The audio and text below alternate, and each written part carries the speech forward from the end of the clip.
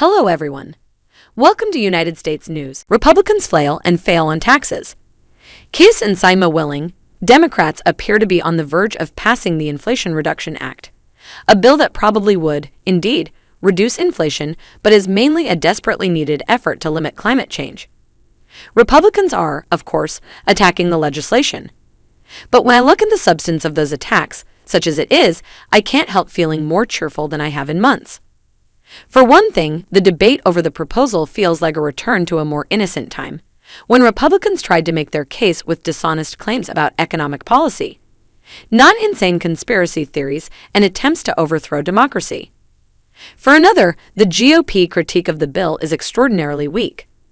And that's a good omen for Democrats' new approach to climate policy, one that relies mainly on carrots rather than sticks, on incentives to do the right thing rather than penalties for doing the wrong thing. We're already seeing just how hard it is for Republicans to attack this approach, and it will get even harder once the public starts to see the benefits of environmental investments. So, about that critique.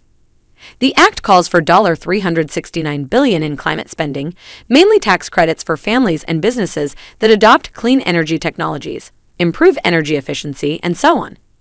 It would also spend $64 billion on extending subsidies that help keep health insurance affordable.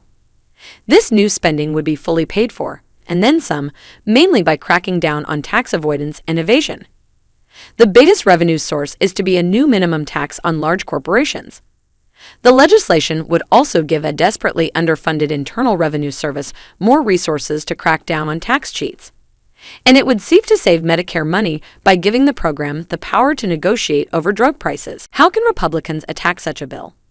They can't openly defend the interests of tax evaders and avoiders, although their long-term efforts to starve the IRS of resources show that in practice they are pro-tax cheater.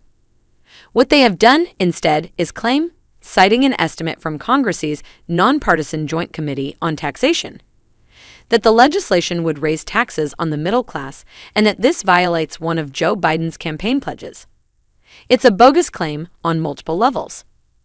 First, the act wouldn't raise personal income taxes on anyone. Full stop, it just wouldn't. What the JCT projects instead are distributional effects, an attempt to estimate the indirect burden on families resulting from other taxes, which in this case essentially means the possible effect on wages of requiring large corporations to pay a minimal amount of tax. Estimating these effects is useful, but are they a tax increase on workers? Almost any government policy will have an adverse effect on the income of someone. Somewhere, is everything the government does a tax increase? Furthermore, if we're going to consider the indirect effect on family incomes of legislation that doesn't directly affect their taxes, why not consider the whole act, not just part of it?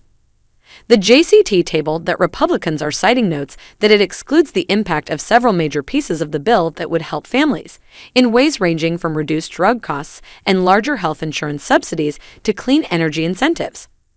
Add those in and the middle class almost surely ends up ahead.